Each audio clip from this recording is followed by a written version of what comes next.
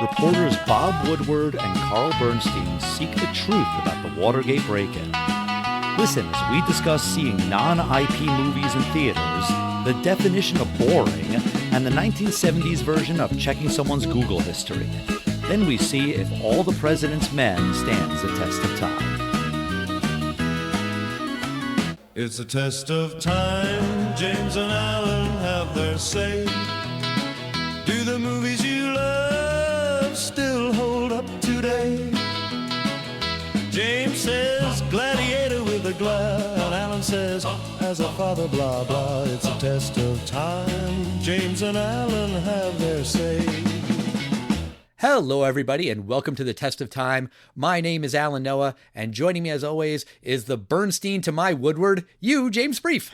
Thank you. I think that's a compliment. I mean, Brief, Bernstein, you got the alliteration there, and also Bernstein kind of had the reputation as being more of a player, of a single guy, a bachelor, at least according to him. In the movie, you see him flirting a couple of times. I don't think Woodward's married in the movie. You see his apartment. It doesn't look like a woman lives there. That's fair, and you do resemble a slightly better-looking version of a young Robert Redford. Whoa, now that's a compliment. And just false. I mean, that is just false. I'll take the compliment, but you're wrong. Yeah, he was a handsome man, the late Robert Redford. Yeah, but before we get into All the President's Men, I did want to just tell you that I saw Project Hail Mary in the theater, and I'm not going to spoil anything about it other than to say, James, this is the kind of movie you want to see in the theater. We saw it Sunday afternoon. It was a 2:20 p.m. show. It was packed. It's an epic. It is the kind of thing that you want to see on the big screen. I can be cranky. I can be annoyed when you have someone who's looking at their phone or chewing their popcorn too loudly or getting up to go to the bathroom multiple times and walking in front of you. There are things about the movie theater experience that are annoying. And sometimes I'll watch a movie and think, I could have watched this on the couch streaming, but I'm glad that I saw Project Hail Mary in the theater. It's just a fun, big spectacle. It's emotional. There are just moments where you kind of want to be around others, and kind of feel the feelings with a crowd. So I do recommend getting to the local theater if you can. I think more interesting than the fact that this film did very well is it's not a known brand of IP. I mean, sure. Andy Weir, he wrote the novel and he wrote The Martian. Right. I think this was actually Amazon. Amazon MGM did this one. So, yep. There is a viable business for the movie theater, even for a company that is basically streaming. The idea is that they bought MGM almost entirely for the rights for James Bond. Sure. But they also did pick up a production company and they're able to distribute this film, obviously. But I like the idea that you're getting things from not necessarily another TV show or another previous IP that people know about. I think it does show that there is still viability in this business left and not just nostalgia beans. Yeah. Honestly, I think that's part of the reason why it was so fun to see it in the theater, because it isn't IP. And I am very, very guilty of going to see the IP in the theater. I will go and see Superman and the Avengers movies on the big screen because it's fun to see them on the big screen with a crowd, with other fans. But yeah, sometimes it's nice to just see something that isn't that. One, because it's fun and a good story and well acted and well directed and all of those things, but also because I want to let Hollywood know with my dollars, yeah, I will spend money on things that aren't IP. I think that's important. But let's get into All the President's Men. So this movie is celebrating its 50th anniversary. And why don't you give our listeners a recap of what it's all about, James? Sure. The movie is about journalists Bob Woodward and Carl Bernstein, the Washington Post reporters who broke the Watergate scandal. While it begins as a minor story about a robbery, their methodical investigation, the support of executive editor Benjamin Bradley, and tips from a mysterious source known as Deep Throat Woodward and Bernstein reveal a cover-up that goes far beyond a hotel break-in. Their reporting reveals a years-long conspiracy that involves the entire American intelligence community, and not just some, Al, but all the president's men. Dun, dun, dun. Okay, so 50 years ago puts this movie at 1976. How'd it do when it came out in 76? This movie did fantastic. It had anywhere between $8 and under $10 million budget. It wound up making $70 million domestically. It was nominated, but famously did not win Best Picture. That was a very contentious Oscars that year. It lost to Rocky. Correct. It lost to Rocky. And it's interesting that this movie came out in 76 and it mostly takes place in 72. Right. They moved fast in making this movie. And all of that has to do with Robert Redford because he was pursuing this as a movie before Woodward and Bernstein wrote the book, All the President's Men, that this movie is based on. He was just reading about it in the Washington Post, and he was riveted by these stories that these two reporters were writing. And he reached out to them and said, hey, I want to make a movie out of this. And they were kind of like, make a movie out of what? Our articles? I think they were working on a book anyway, but Redford kind of convinced them to put themselves in the story. So All the President's Men, the book, isn't just their reporting. And it's not just about how this person led to that person. It's about their investigation and how they figured all of this stuff out, which is not something that every reporter does. It's not something that you always see. It happens. Hunter S. Thompson did it. Lots of reporters do that sort of thing. But Redford wanted to make this movie. He didn't even necessarily want to be in it. He was thinking it would be two unknown actors. It would be black and white. And the studio was kind of like, nah, Redford, you got to be in it. He felt like if he was going to be Woodward, then he needed another big actor to be Bernstein, and they hired Dustin Hoffman. But yeah, this really was a passion project for Robert Redford. It's amazing that they made a film so quickly and that it was successful. Yes. Because generally today, and I think that has to do with the fast pace of news cycles, and a newspaper is old news by now, by the next morning.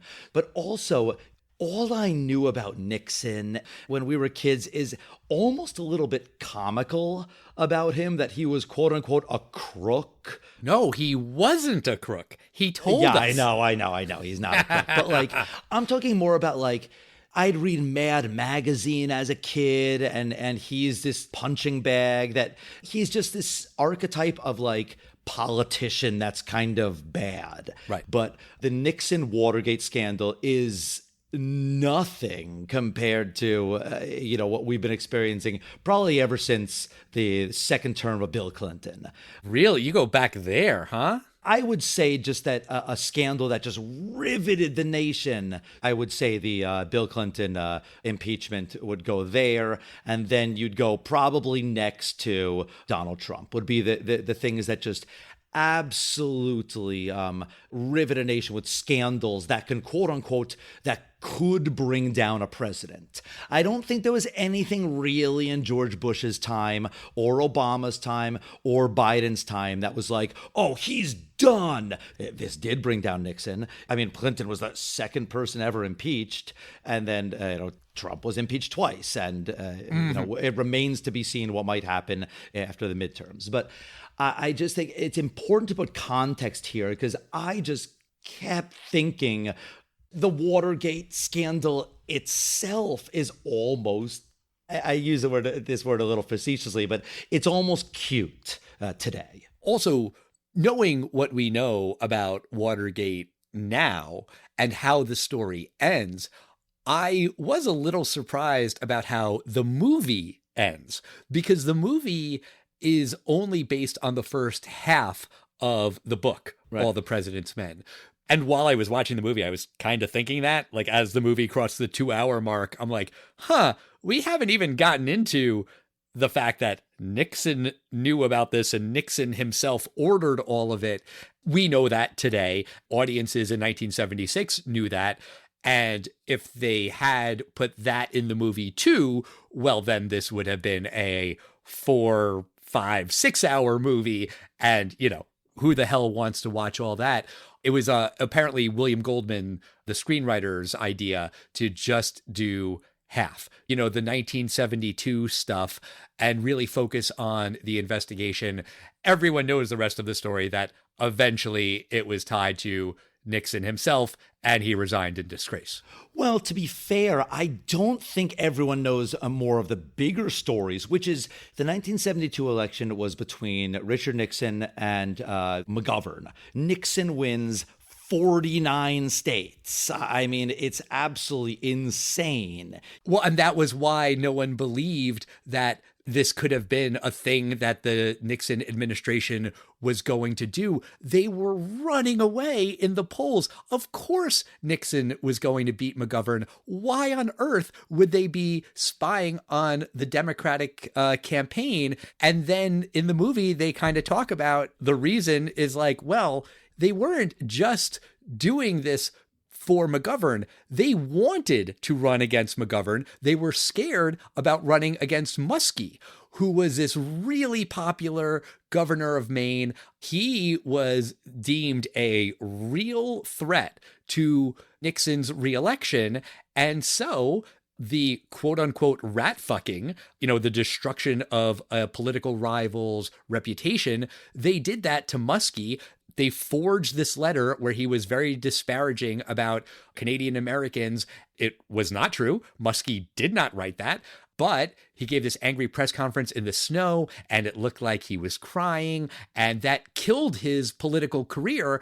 And then Nixon was able to run against McGovern and destroy him in the Electoral College. So the fact that they were spying on the Democrats, on McGovern, yeah, that didn't matter. What mattered was what they did against Muskie, which was very successful. Watergate, it might have come and gone had it not been for a couple people that connected a couple dots. Yeah, and I think this movie is really a testament to journalism and the importance of a free, fair press, which certainly feels very important now.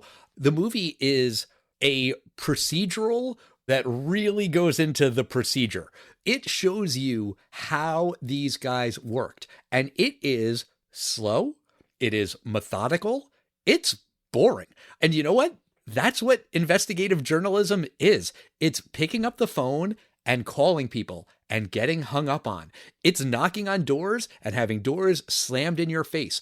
It takes time, but it's really fucking important. Would the Watergate story have been a scandal had it not been for Woodward and Bernstein? It's impossible to say. Maybe not. It might have come and gone.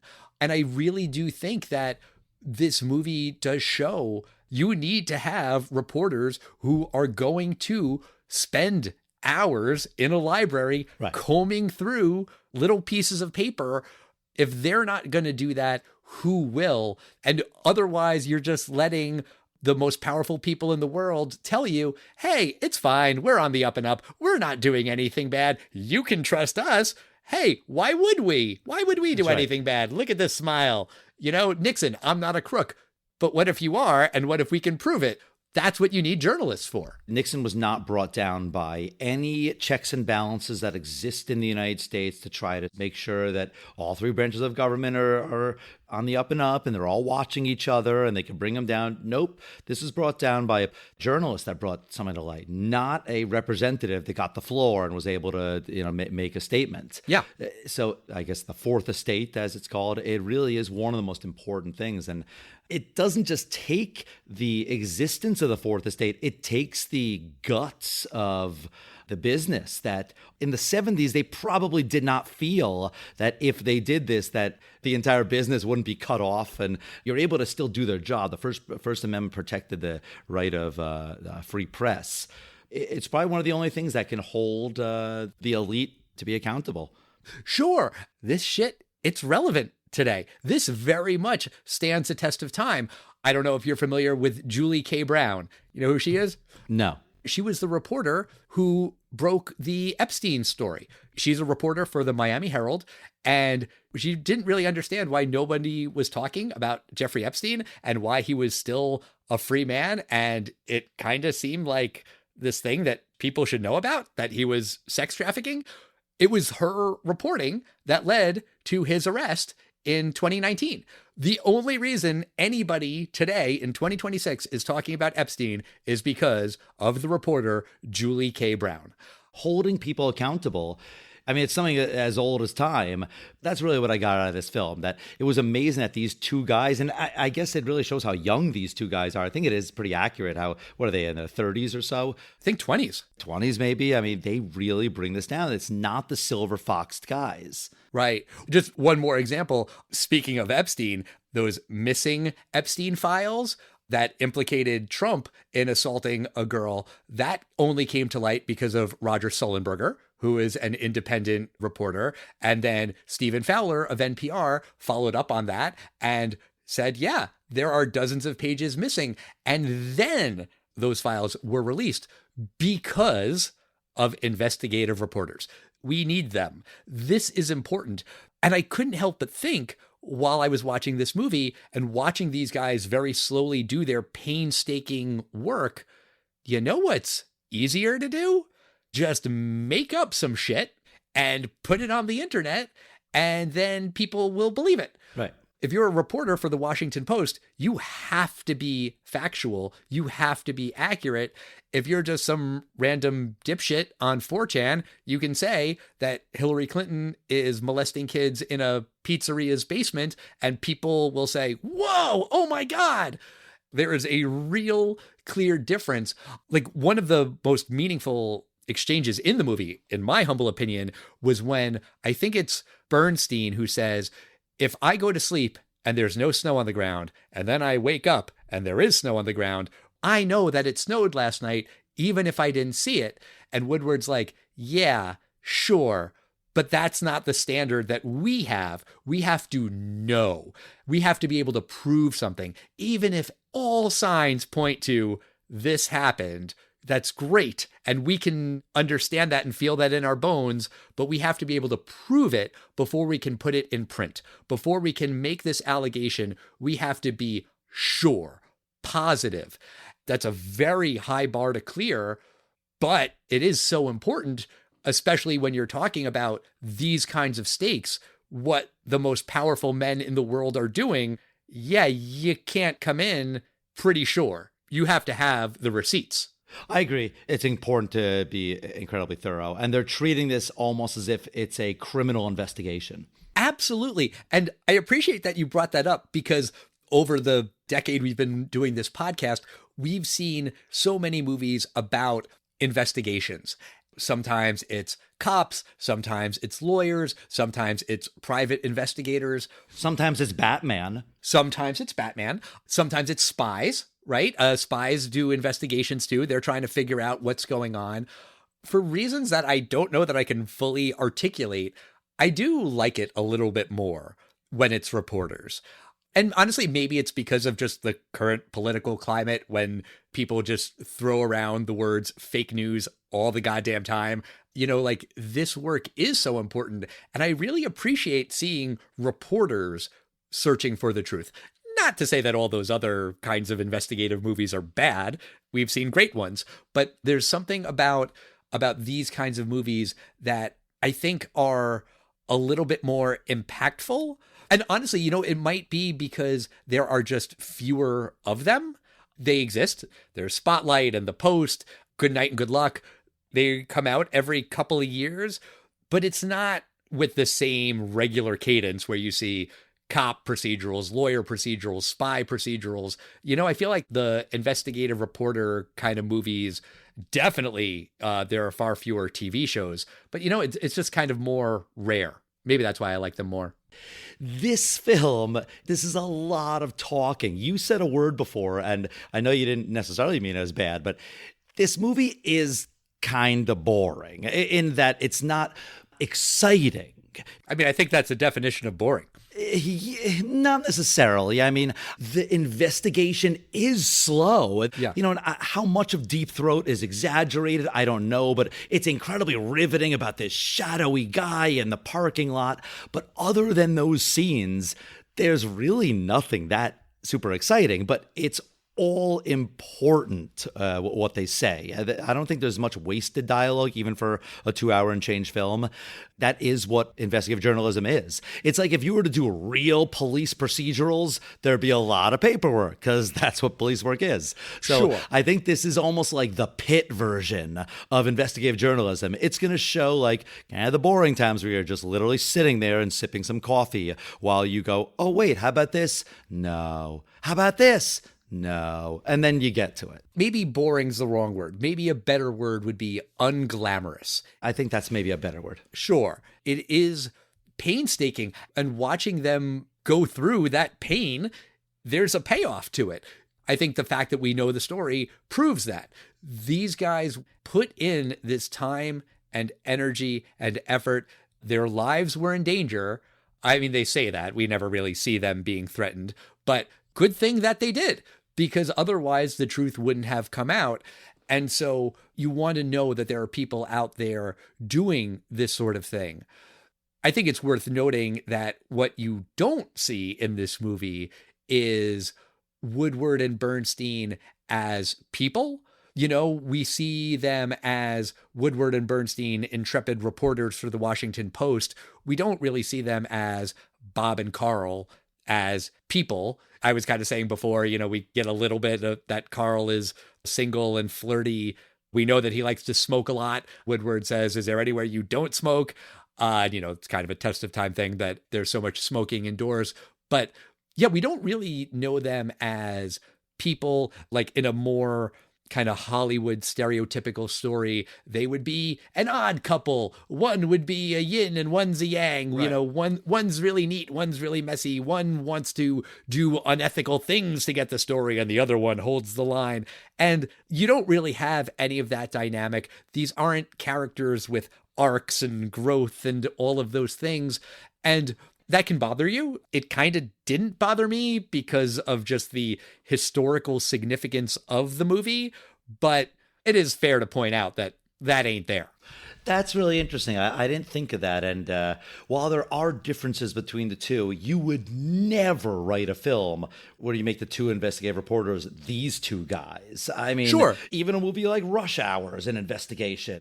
The buddy cop formula. You don't pick two equal cops. No, there has to be a juxtaposition. Right. It's just interesting. You had to basically pick these two guys who are relatively, you know, not too different. Even to the point where I think it's Ben Bradley who refers to them as Woodstein, as if they are one person, you know, combining them. And there's a story about how after William Goldman wrote his script, Carl Bernstein and his then girlfriend, Nora Ephron, did a rewrite and basically made Bernstein's role bigger and Woodward's role smaller and made it a little bit more typical Hollywood style and pizzazz. Apparently, they included nothing from that script in the movie except for one scene, and that's when Bernstein kind of tricks the secretary to get in to see Ned Beatty's character. And that's not like really Hollywood flashy kind of a thing, but that didn't happen. That he snuck in to see this guy and, you know, kind of used a little bit of trickery. Whatever, it's fine that they exaggerated that in the movie. Apparently, from what I've read, pretty much everything in the movie other than that is accurate. They really strove for accuracy in Woodward and Bernstein's actual real life reporting. And, you know, it was important to William Goldman and Robert Redford and Alan Pakula, the director, to translate that to the movie version. Speaking of this being a true story, the most exciting part of this film, there's two scenes, I think, with Deep Throat, right? Three. Right, a third scene. I'm going to guess the reason why the character, who I believe was eventually outed as Mark Felt. Yes, deputy director of the FBI at the time. Right, and Mark Felt had picked the name Deep, like, guys call me Deep Throat, No, that came from Ben Bradley. Okay, fine. Because he was on deep background, meaning a source who you're never going to identify anything about them. You can't even say an anonymous source in the FBI. Deep background means you got nothing about this person. Was it really, or is it coincidence that the very famous pornography movie, Deep Throat, was released and was gaining popularity? It was released in mid-1972. No, it wasn't a coincidence. It was deep background and that porno that they put together and, oh, we just call this guy Deep Throat. That's where it comes from. It's still the name of the most famous, pornography movie at the time. It just seems so silly. I just always thought that was a giggly 15-year-old schoolboy part of this whole scandal. But James, what do you think about the movie as a whole? Do you think All the President's Men stands the test of time? It does not hold up like it did in the 70s. That I'll get out of the way, in that we're in a different world. The bottom line is they're not exposing the biggest scandal ever. I mean, we are so well past this being that big a scandal. This wouldn't even be part of the news cycle for more than a week today.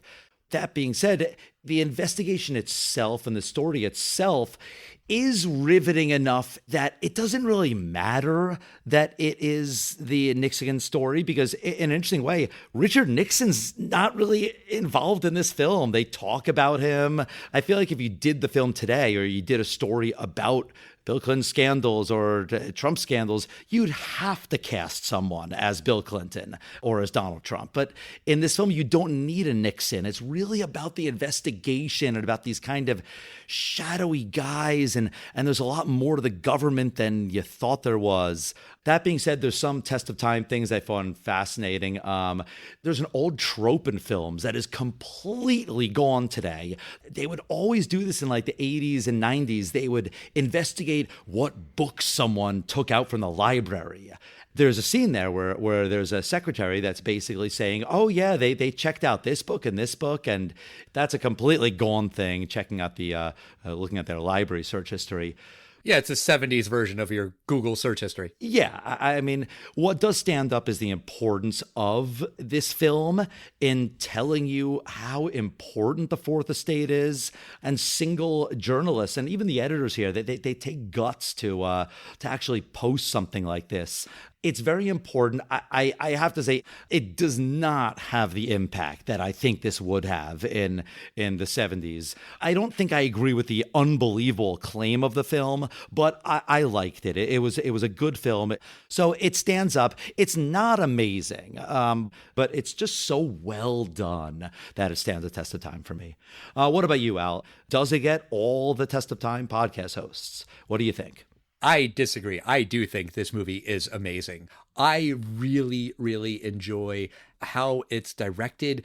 There are just so many long takes where the camera either doesn't move at all or barely moves. There's a scene where Woodward's on the phone and he's going back and forth between two different guys. And at the very end of this long 6-minute take, he says the wrong name. That was an accident. Redford made a mistake while they were filming, and they leave it in because it just feels natural. It just feels human that while going back and forth between these two different guys on these two different phone lines, he would call one guy the other guy's name. That's what people do. They make mistakes. I like those little moments. There are meetings where the camera just doesn't move, and it's just all these people in a room, and you feel like you're in there with them. You feel like you can't move because you're just glued to your seat because there's this important conversation happening. And in a modern movie, they might cut back and forth between close-ups of the different people. I kind of like that they don't. I like the fact that Deep Throat is in the shadows. There's a lot in this movie that is dark. There's a lot in this movie that's hard to hear when they're in the newsroom and there's just all of these typewriters clacking and the phones ringing. That feels like how it would really be. These guys have to be so hyper-focused on their story with all of these distractions around. I really appreciate how the movie was put together, how this story was told. I appreciate the fact that it's slow, that it's unglamorous. I'm not going to call it boring because honestly, for 2+ hours, I was riveted. Start to finish, I was just hooked.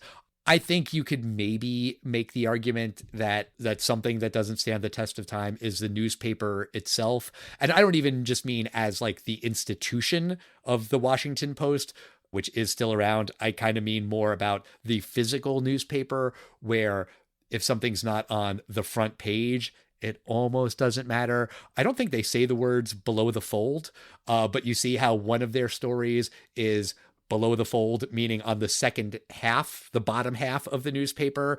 When people only got their news from newspapers, only the things on the top half really mattered. And while you were talking about how Nixon is not a character in this movie, I think what's interesting, kind of from a test of time perspective, is that while Woodward and Bernstein were working on this, they didn't suspect that Nixon was involved in this cover-up.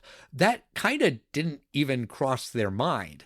And when you think about all of Trump's many, many scandals, it's kind of the first thing that people think of. Well, Trump knew that his campaign was colluding with Russia. Trump obviously was extorting Zelensky for dirt on Biden. Trump knows all of these things. It's no longer a question. And honestly, I do think that is kind of the difference between all of the Nixon stuff and all of the Trump stuff, which is that back then, the conspiracy was done in the shadows. It was done secretly. These guys knew that they had to cover their tracks, or at least that they should try to cover their tracks. Now, all of the fucking corruption is done out in the open. The Saudis can just bribe Trump, and that is below the fold. That's not front page news anymore. I kind of wonder how much of that is lessons learned from Watergate. You know, that, oh yeah, if you cover it up, then people can uncover it. If you do it out in the open, yeah, no one gives a shit. That said, you know, this is me playing conspiracy theorist, but with all the Epstein stuff, I could imagine a world where a Julie K. Brown type, Roger Sullenberger type, Stephen Fowler, someone keeps digging and finds the woman who made the Trump accusations, gets her on the record, corroborates the story. A reporter could break this story. There's a million ways that couldn't happen too, of course. But if that happens, and that's one hell of a big if, I hope that reporter or those reporters get this kind of treatment. I hope they get a movie that shows their work and the importance of their work and how tough it was and how unglamorous and painstaking it was. If that happens, is that wishful thinking? Yeah, probably. But it could happen.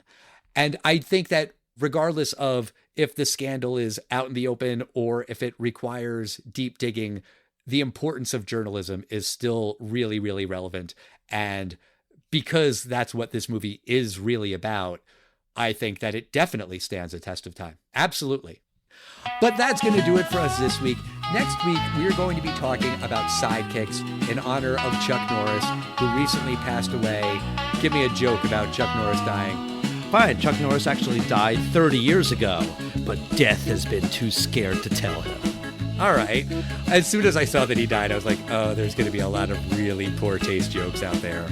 But until then, we want to hear from you guys. We are at Test of Time Pod on Facebook, X, Instagram, and Threads. Let us know what you think about All the President's Men, Robert Redford, Dustin Hoffman, the real Woodward and Bernstein. If you remember Watergate, if you only know about Watergate from this movie or other media things, we'd love to hear from you. And we'll see you next time, everybody. Bye.